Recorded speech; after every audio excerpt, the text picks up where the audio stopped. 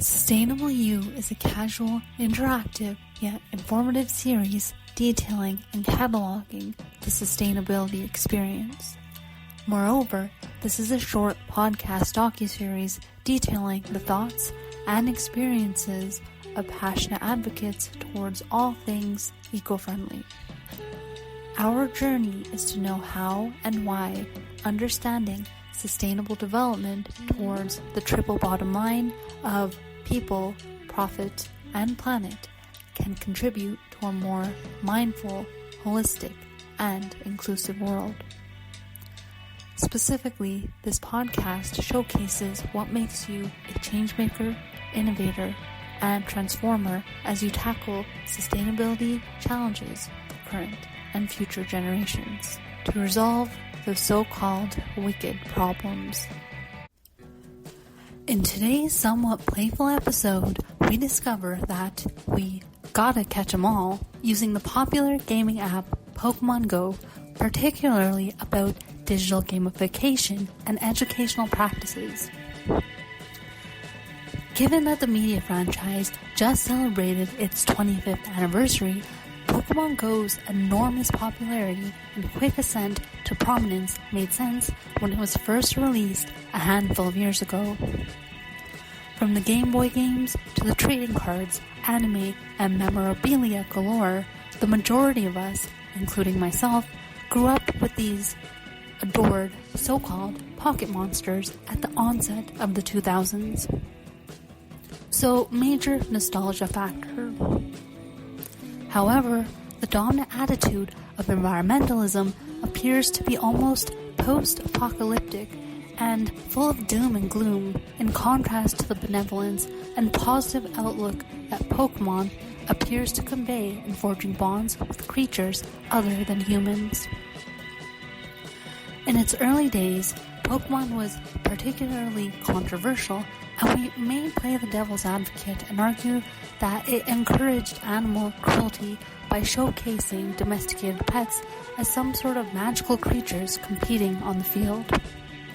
However, as it has gained popularity, particularly due to the success of gaming apps like Pokémon Go, it appears to have had the exact opposite effect, with many people utilizing it to learn about and explore various ecosystems, habitat preservation, and how human activity affects wildlife, especially in regards to climate action. So, is it possible to use Pokémon Go's purpose to accomplish environmental stewardship? Amber McLeod, whose work focuses on using technology to promote student learning and the development of transferable skills, was one of the Australian researchers and lecturers in education studies at Monash University with whom I had a dialogue. As she investigates the most effective methods for preparing pre-service teachers to use digital technology in the classroom. Amber's research and teaching interests are closely related. Additionally, the other researcher is Kelly Carabott, whose studies concentrate on how digital technology is used in homes, schools, and childhood. In the end, she investigates how this technology affects literacy, instruction, and learning. I learned more about how using digital technology, particularly gamification, through games such as Pokémon Go, may support educational learning and development as a result of today's episode. So, stay tuned.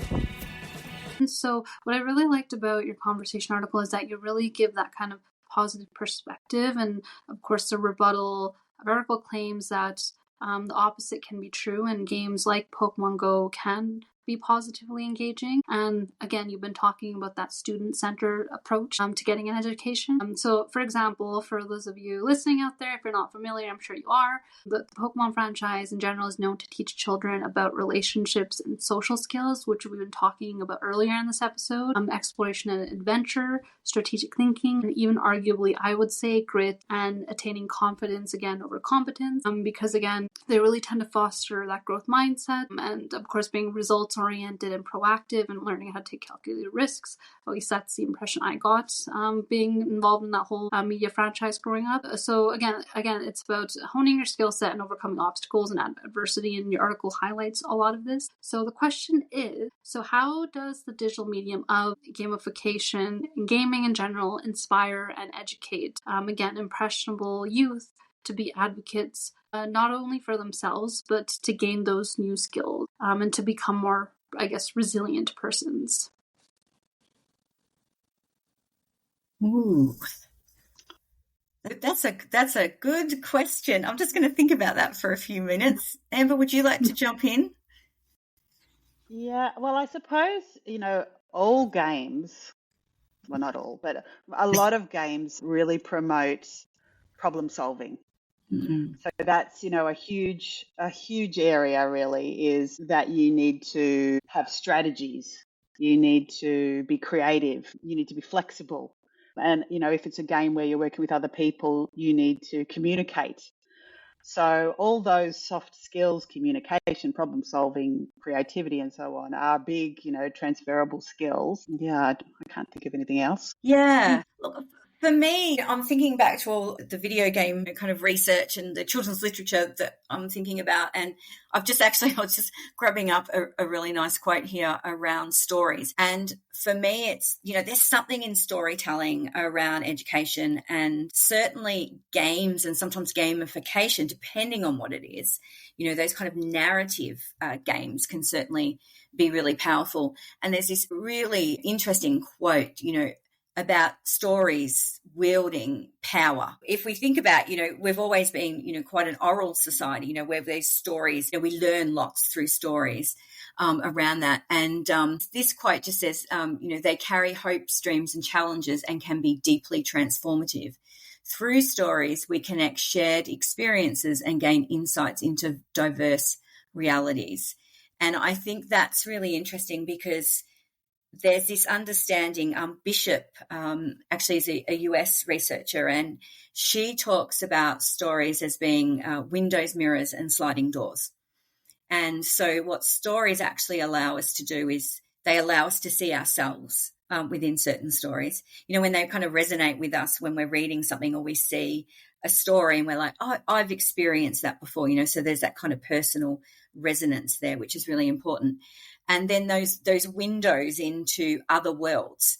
And so through video games or gamifications, for me, that have a really strong narrative, what it allows you to do is to see into other people's realities and other people's worlds. And so in terms of, say, sustainability, some of the research that I was talking about before around video games, in two of the games, you were playing from the animal's perspective. And so it gave you a really good insight, into an empathy around, what that particular animal was going. So that understanding of windows of seeing, into, other people's world is really important.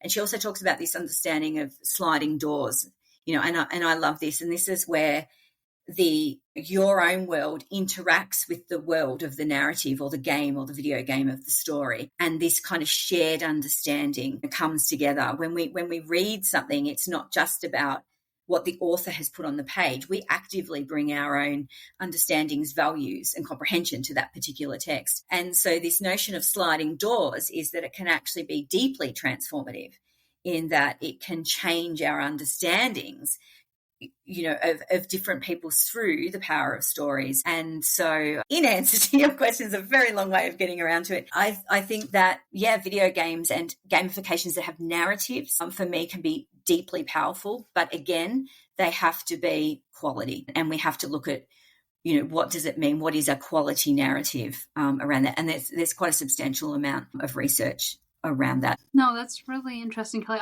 We can do a whole interview just on that, but I think I really liked how you highlighted that storytelling aspect, and I think that's so essential because when you look and I'm worked in mainstream media, and you just see how it portrays the environment, and it's mostly, I would say, from the perspective of that old and destructive narrative, and that we're living in a damage control society.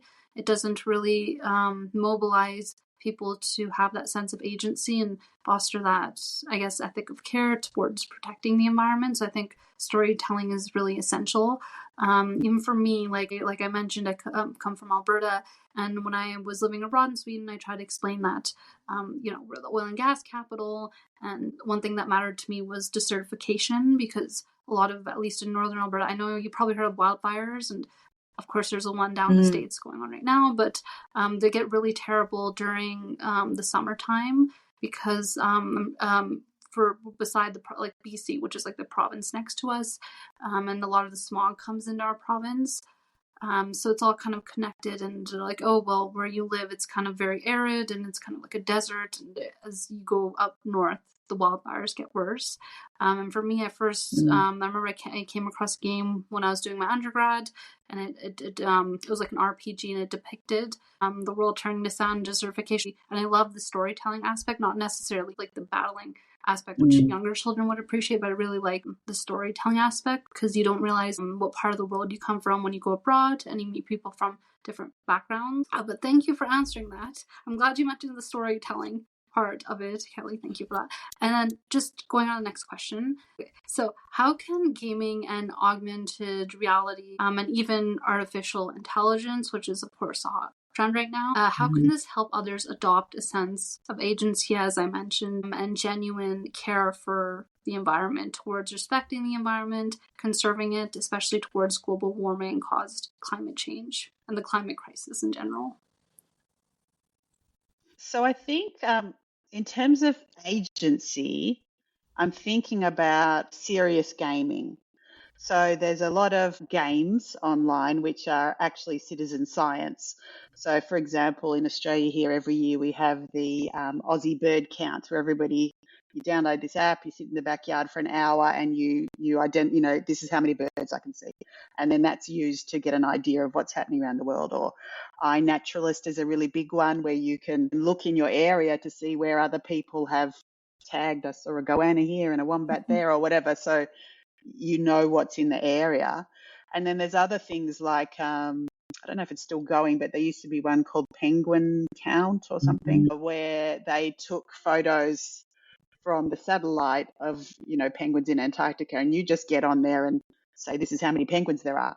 Or I think there's one at the moment which is on solar flares or something, where anybody can get online and can say, there are 6 dots in this picture. There's, there are 7 in this one. There's 9 in that one. And so you're contributing, you are doing something. So maybe in terms of agency, that helps a little bit, because a lot of that is then used, you can sort of see a lot on their websites. Often they'll explain to you why we need to do this research. So you become more aware of what is actually happening, which is always positive. You can look at the world and think, oh no, it's a disaster. It's really nice to hear when people are doing things. And in terms of AR, there's another, like geocaching is another AR activity that Kelly will know that I everywhere we go, I try to do a geocache. And often, do you know geocaching? I've heard a bit about, but for our listeners, maybe you could explain what it is. Okay, so geocaching is when people hide physical things. Sometimes it's like, a little gum container, or sometimes it's a great big suitcase, and some of them will have toys in them and so on. And you find them using an app on your phone which has the GPS position, and you can find it. So it's AR, but not that it projects a picture. It's just to help you find something. But AR in the same way that Pokemon Go is, in that the trigger is the location. So, you can have triggers of sound, you can have triggers of pictures, or you can have triggers of location. So that's what it is. And a lot of geocaches take you to places you would never normally go. People who set them up, anybody can set them up, but when you set it up, it's usually because there's something there that you want people to go and visit. And if you're out in the country, it's often like, did you even know this little lake existed? It's a hidden gem or something. And so you do get out and explore a lot more. And then even looking for the geocaches, because some of them are tiny. I found one once which was inside a gum nut. So I had to spend about 10 minutes staring at this tree. And even that act of staring at the tree and really looking at it carefully gives you a better appreciation of nature, of the tree, because I'm like, wow, I didn't realize there were so many different shapes, whatever it is, right? Or you see some bugs, or so there's, getting out in the community, something like geocaching, getting out, not the community necessarily, but getting out in the world, the bush, but also that agency through a lot of those serious games. Okay, well, no, that was a good answer, Amber. And just for this next question, so you've already answered a little bit around it, but how does Pokemon Go reframe environmental awareness for others to be stewards of the environment? Do you find the game, like the gaming app itself, can motivate others to adopt those specific habits towards environmental conservation? Again, I've explained earlier in the interview, but when this media franchise started, it started with the handheld Game Boy games that were released by Nintendo in the late 80s. And then, of course, Pokemon Go came out in 2016, so a handful of years ago now. And a lot of claim that since then, if you see the trajectory of the media franchise over the past 25 years or so, that, this whole thing could be a double-edged sword, in which, younger children, youth, can both learn about the biological classification of various, flora and fauna and animal species, as you had mentioned, but it also leads to the commodification of wildlife species, even including animal cruelty and poaching, because in the even though I don't want to imply that because I'm a fan of Pokemon, but like in the game itself, you're able to battle against other, like the magical creatures all battle each other. So do you have any thoughts on that towards environmental stewardship? I feel like you can answer this one, Cal. I think going back to Amber's idea around that geocaching, I think one thing that the augmented reality, part of it, it gets you out into different environments that you might not have seen before to capture them. So I think, in terms of that observation, I think that's really important. And again, I think I go back to what I was saying before around it's the quality, of the game. And the other added layer to that, and I'm thinking particularly with younger people, but also with adults, is that dialogic discussion. So, that discussion with other people around what is happening in that game. And, I think it's really important. You can have some really interesting ethical discussions then, around, well, what happens if I poach somebody else's, or what happens, what are the ethical, kind of considerations around that? So I think it's more than just playing the game itself. It's also the interesting springboard then that game provides for you. And I'm thinking more from an education lens here, obviously, and you can discuss, those kinds of issues around that. So, who's played Pokemon Go? What do you think about this particular aspect of the game? It raises some really interesting ethical considerations. How might that relate to our environment? And you could do some really interesting discussion and work around that by using that kernel of pop culture and that gaming experience, and then bringing it out and discussing it in lots of different ways. Yeah, no, it's nice to play the devil's advocate. Like, I like seeing both perspectives, so that's great to hear that. And just, I guess, building a bit more. I was going to say, I think Kelly's point is really good. And I remember when she was playing some of these games like Alba and Gibbon and so on, I suppose it provided a talking point. She then had something, and she came and said to me, oh, I couldn't believe how emotional I got about this game. And, so perhaps, like, I totally agree what she's saying. It's the conversations around the game that are important. But in terms of motivating someone to do something, playing the game allows you to an insight into maybe some of the issues that you might not have had before. And so it's perhaps just the impetus to start those conversations.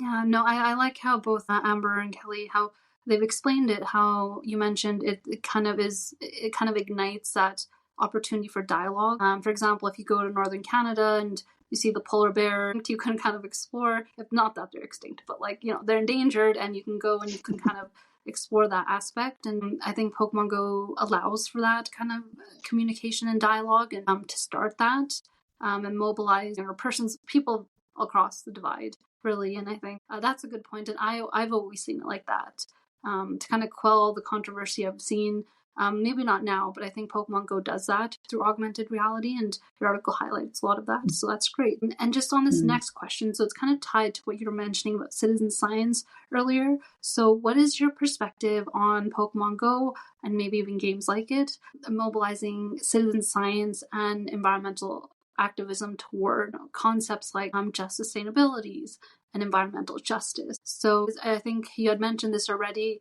in your article, but when the game was first released, there's research indicating that there's a sheer amount of data that was being collected by users. So because of, the whole citizen science aspect, do you want to go more into that? I think perhaps it motivates or it mobilizes people to doing something mainly through awareness.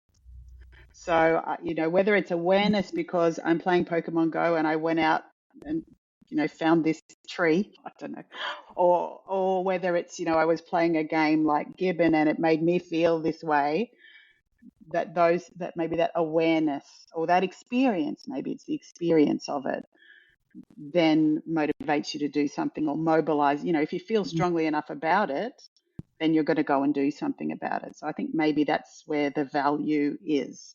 And while you could say, oh, you could learn what to do, how you could mobilize in a game, it then has the danger of becoming, an educational game.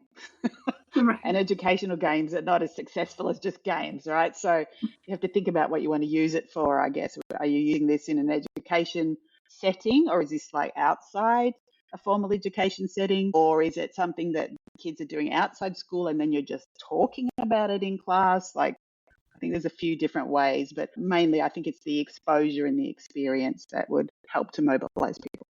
Okay, great. Okay.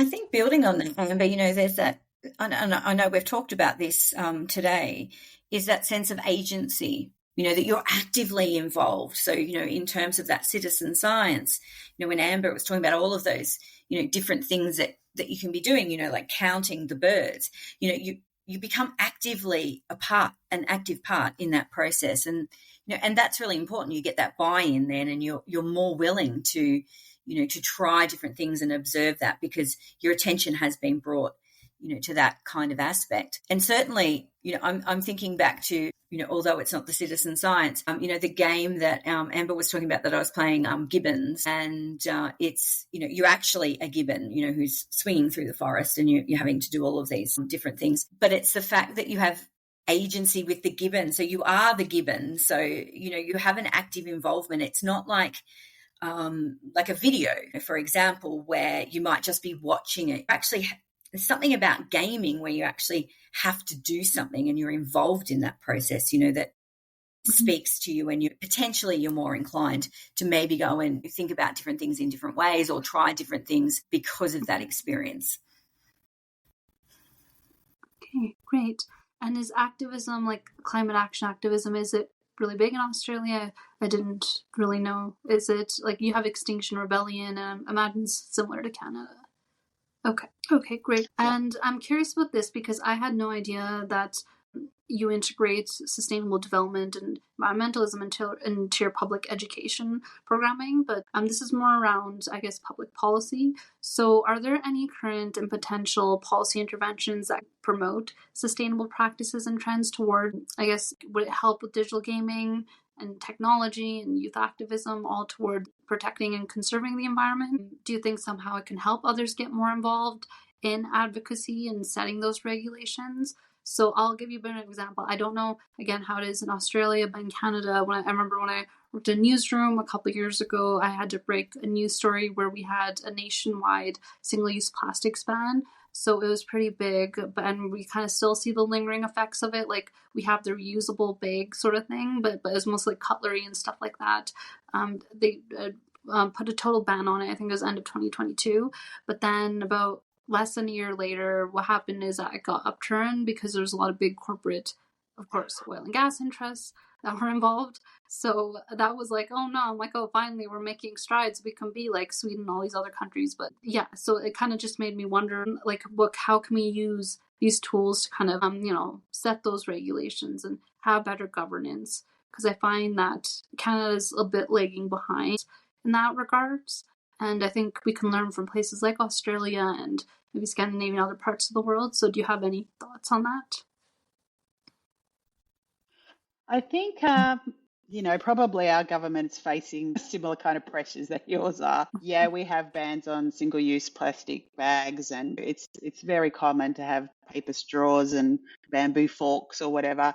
There's a big push, has been for years, for people to have their own keep cups, and like at a lot of places you can take your own containers into a takeaway shop and they'll fill up the container for you. So that kind of thing is pretty common. But I actually think it's more, certainly what I've noticed in schools is a lot of it is school policy.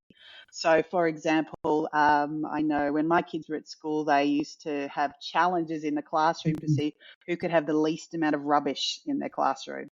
And, they'd have competitions to see who had the smallest bag by the end of the week or whatever. Or they really encouraged, I forget, it had a catchy name. I forget what it was, but this other thing where you have, maybe it was a naked lunchbox or something like that, where you had a lunchbox, but nothing was wrapped in the lunchbox. So you had a sandwich, but it wasn't wrapped in plastic or whatever. So everything was in reusable containers. So I think at that school level, it's more relevant.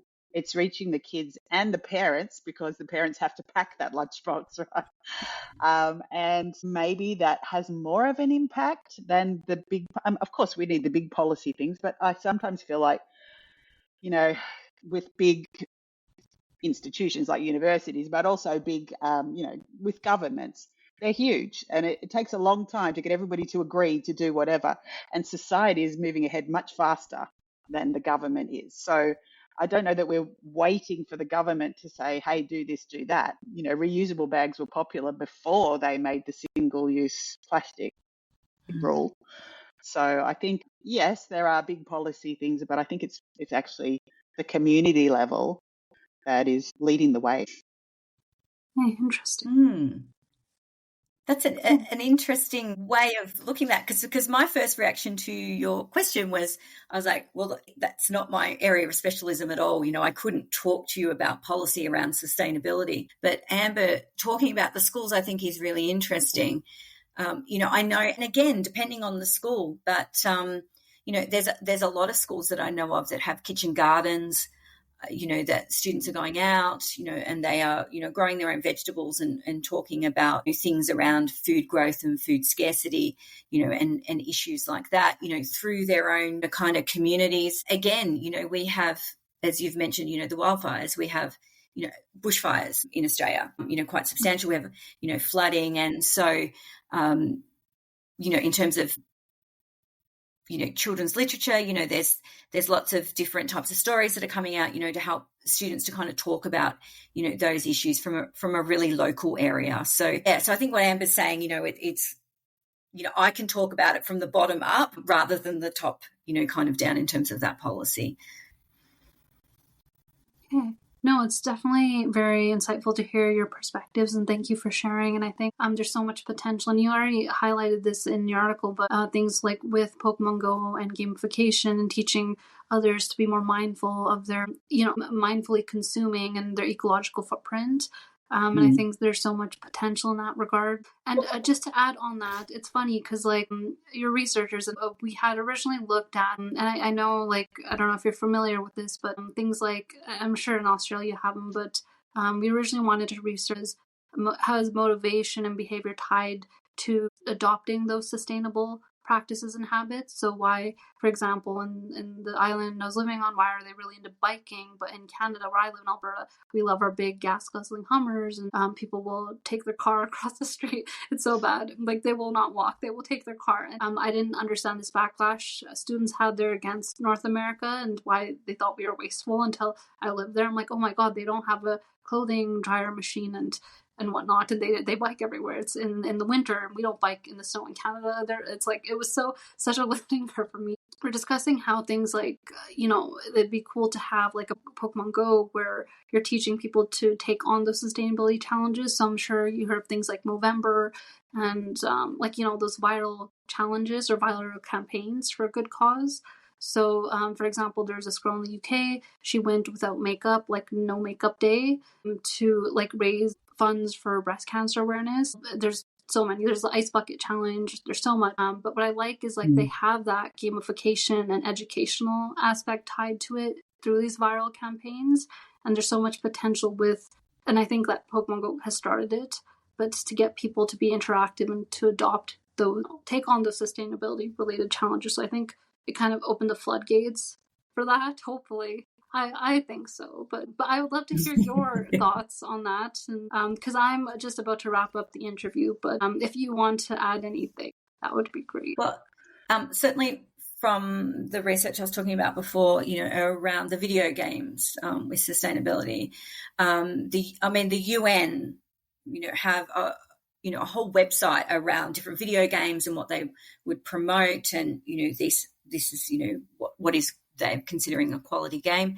And they've certainly talked about how video games have the potential to meet the 2030 SDG goals, and have the potential to kind of work within that space. So, I think from that really meta level, the really big level that, we have large organizations like the UN saying that, digital games, gamification really have substantial potential to speak within this particular area. Okay, great. I'm just thinking about your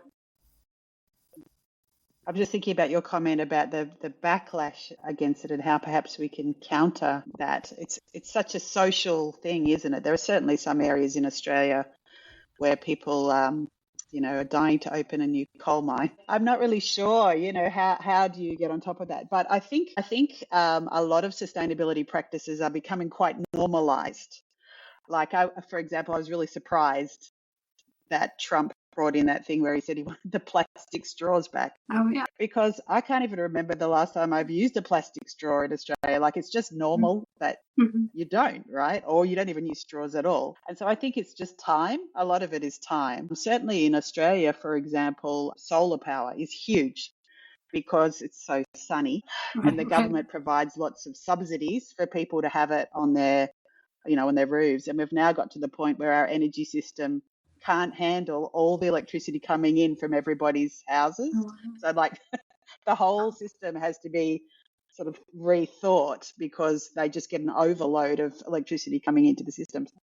I think if you see, if you're playing a game and you see a solar panel on a roof, if you're seeing that kind of thing all the time, if it's portrayed in, for example, games or anything, TV shows, then it slowly creeps into your brain and you start to think, oh, that's normal. So I guess for some people, they're living in a culture where they don't ever see that. And so it's, exposure. Again, it's exposure. Yeah, I think the video games really help with exposure. Yeah, no, and I like that you mentioned it's about normalizing the behavior, and I think maybe it's a bit of a catch-up, but I think Canada, Australia, and I don't know about the US because they don't have recycling in some parts of the country, but I think it's a matter of, maybe we'll get there and to see how, these other countries have kind of set the precedent, so I think that would be great. And so just on this last question, so what is the future vision for digital technology and augmented reality for schooling and learning and educational purposes? Do you have any final thoughts on that? Yeah, so I actually just wrote a chapter about using augmented reality in schools. So certainly, as we were saying before, it's another tool, right? It's another thing teachers can use. It's not replacing anything. It's an extra thing. So when you go into the classroom, you're thinking, this is the concept I want to teach. How many different ways can I teach it, in the hope that every kid in the classroom will encounter some way that works for them, right? And this is just more ways. But a really big aspect of AR, I think, is getting students to make their own AR. And that idea that the students are able to create content. So they're not just, AR is not passive, but you're not just the user. You can also create the stuff yourself. And, as time goes on, it's easier and easier to create things, right? Websites all over the place, free websites where you can just go and create things. So I think in the future, yeah, maybe there'll be more AR. I don't know. I don't know that it's real. Like, it was popular for a while. QR codes are not going away, right? I remember saying to Kelly, we've been teaching them about QR codes forever, but it wasn't until the pandemic when everybody needed to use them that suddenly it's like, oh, QR codes. It's like, they've been around for ages. So, there are always triggers that are going to make things popular or not popular. Yeah, I wouldn't say it's hugely popular in Australia, apart from like QR codes. It has potential. Mm-hmm. It's not something that needs to be there, but it's an option. Okay, great. And Kelly, what are your thoughts on that? Well, I think Amber has captured, all of my thoughts on that. I certainly think, as Amber has said, that education in particular is a really complex space where we're thinking about lots of different things. And so digital technologies, AR, VR, Gen AI, the whole suite around different technologies using multimodal text. It's about thinking about, as Amber has said, what is it that we want to be teaching? Is this the best tool? Is this the best way? In what way do I want to use it, in the classroom or to educate? Do I use it as a springboard, for dialogic discussion? Do we use it just, as something that the students are using? Is it more inquiry-based? Is it experimental learning? Or is it more kind of, this kind of didactic, explicit teaching? So thinking about that it is one part in a very complex educational process. Okay, yeah, no, I like your final thoughts on that. And I think there's so much fear-mongering in the media with AI, all this stuff, placing jobs potentially, but I think there's so much potential for it. Like you said, and Amber had mentioned, it's not necessarily a swap, it's more of like a supplement. And I think people need to change their perspective on that, because I think even things with like GPT coming out and people were in panic mode, but I think there's so much potential for it. And again, it's multifaceted, as you mentioned. Okay, so I'm done on my end. Just to quickly wrap up, do you have any final thoughts that you'd like to share, something maybe that I missed that we didn't really talk about? I feel like we covered a lot.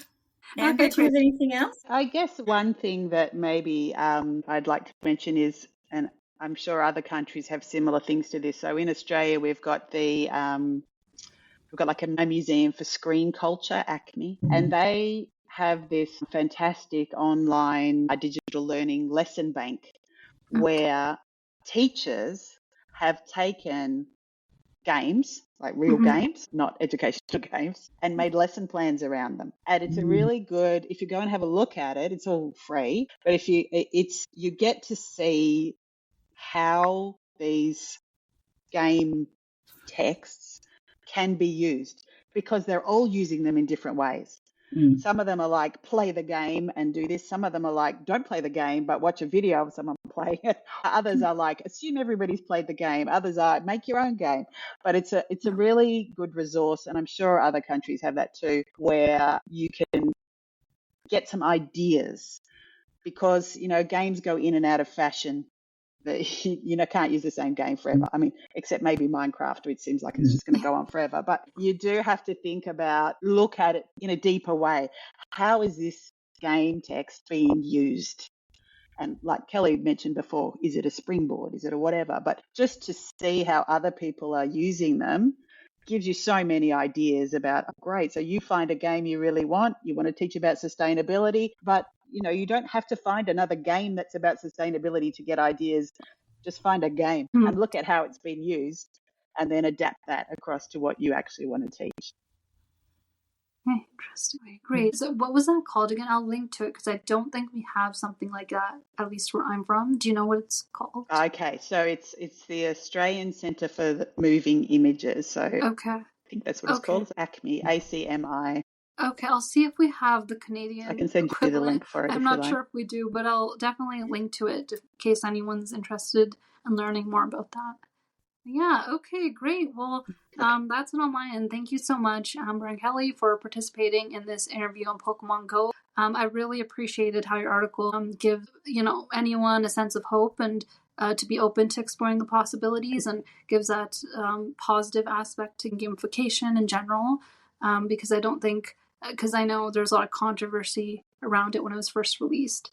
So yeah, thank you. Thank you so much for doing this interview. Thanks so much for tuning in to yet another eye-opening episode of Sustainable You. Again, this is an extraordinary and engaging info series whose purpose is to make sustainable development and sustainability accessible to the average person in their quest to quench their knowledge on environmentalism.